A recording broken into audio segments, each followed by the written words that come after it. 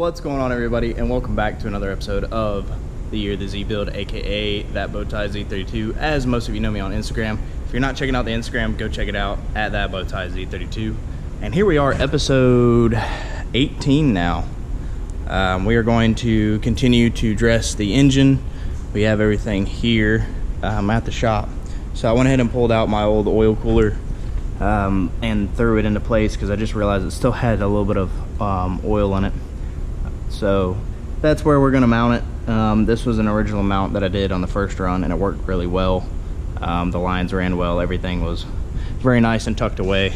So that's where we're going to run it. We got the lines already pulled out. I still need to mount this guy. I got to figure out how and where. I think I'm actually going to mount it down here, somewhere right in here, just to make it easy to get access to it, change the oil, make it a piece of cake. I don't know, we're gonna have to wait on that, I think. Just because I think I'm gonna V-mount the radiator. I don't know. Let's see where we get. First thing I do want to work on is the power steering pump. It's getting this guy fed back in. The line is down here. I need to get it pulled back out, but need to get it plumbed back in. It's got a port right there. I don't know if you can see it. Yeah, you might not be able to see it. So it's got a port back there that we need to plug this guy back into so it can feed the high pressure into the system properly. And then we'll have to clamp our bleeder line or our return line back on. So that's kind of what we're going to do today. So let's get after it.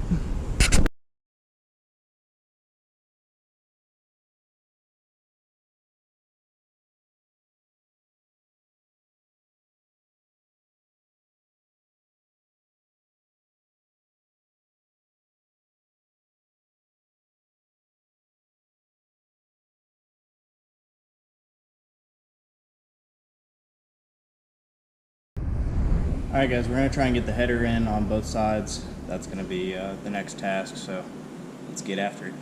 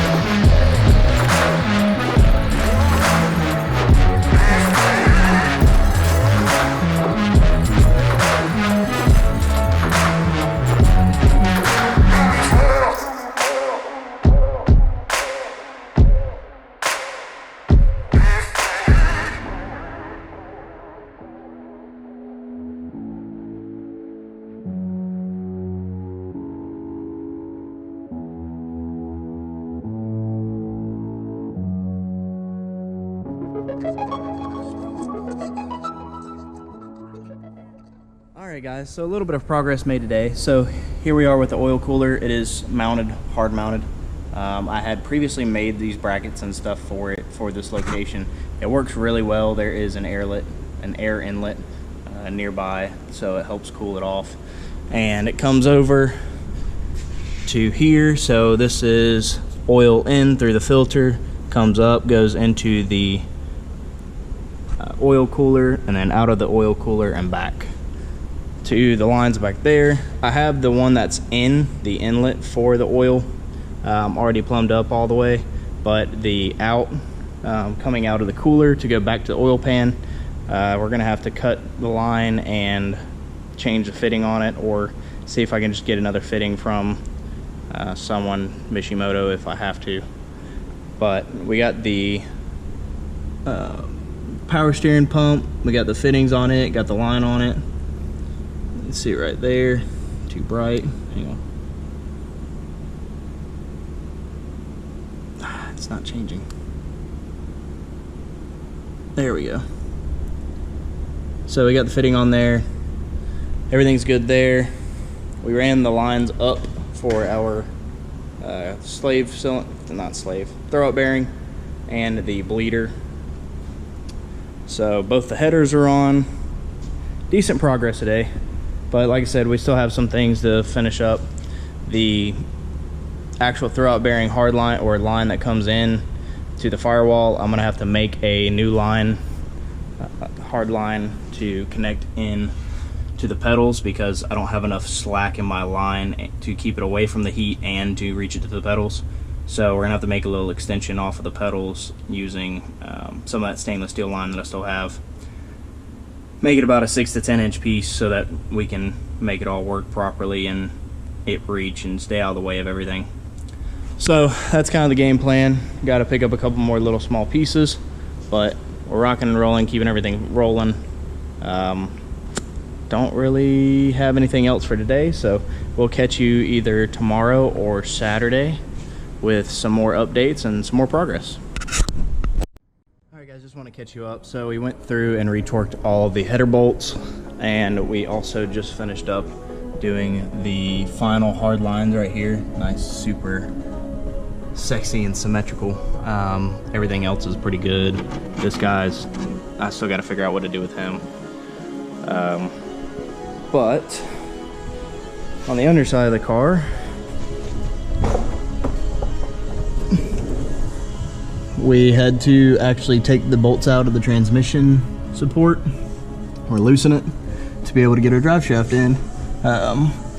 Made it a little too tight whenever I first made it, or whenever the guy made it the first time.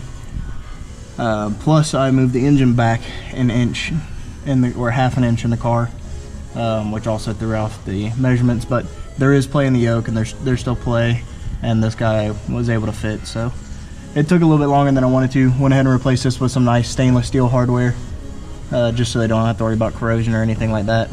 But we also had to drop the support right here and loosen the back bolts that holds the diff in, just to make sure that we had enough play to be able to get this guy in properly, because it does have a centering ring on it that goes around a bolt and threads on the inside for this coupler. So just want to make sure that we had enough room to be able to do that. So now that we got that in, we are going to take those fuel lines and clean them up a little bit and drag them up to the front and get them plugged back into the car.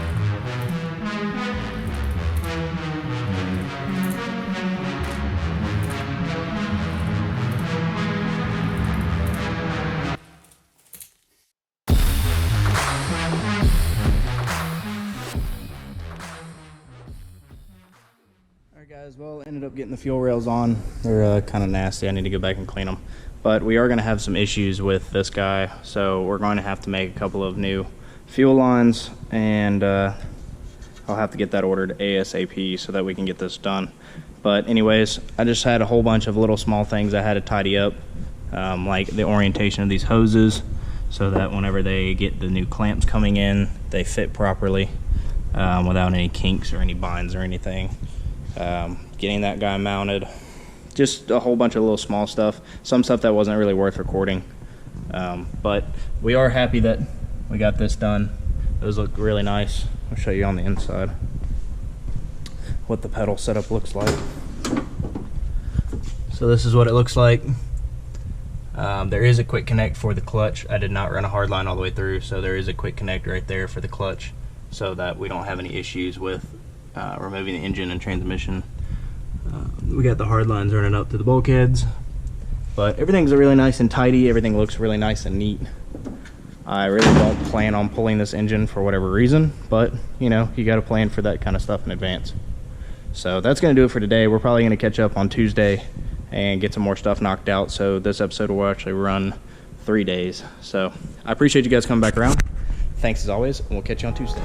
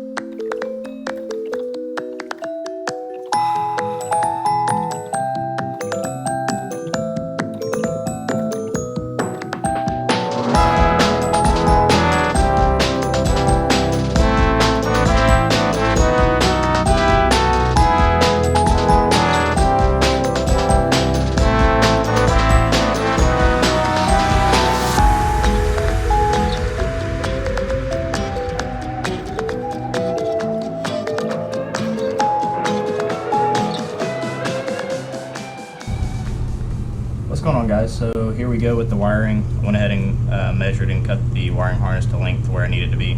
So here's our 47 pin connector, mostly 16 gauge and 20 gauge pins here. They're all numbered, you can see up in there. Super nice. So we're going to check out the sheet. Tells you where all the numbers are as well and what gauges you can put in there. So mostly it's 20 gauge.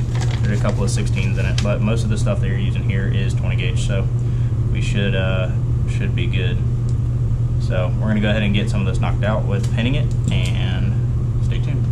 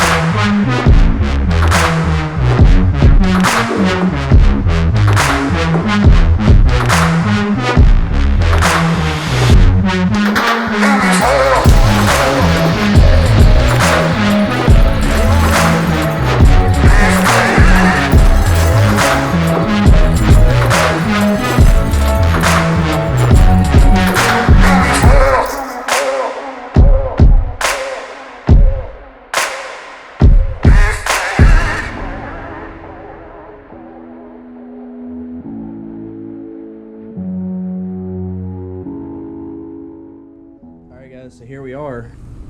It's finally finished, all nice and heat shrunk. Make sure you definitely follow their guidelines and use a heat gun. Tried to do it the old school way with the lighter and ruined one, and these are not cheap. They're about 20 bucks a piece. So I got another one on the way, but it's super cool because as soon as you're done, and you know how these things are pretty touchy, flimsy. As soon as you're done, this thing's really cool. I mean, this thing's like plastic. I mean, it is hard as a rock. And I'm really, you can see my thumb, and I'm really pushing on this guy and it's not moving. So I'm super happy with that. It's all pinned out. So we're gonna get started on the number 2 harness for that side. And once we get done with that, then we can go lay it back in the car and start doing some other wiring as well.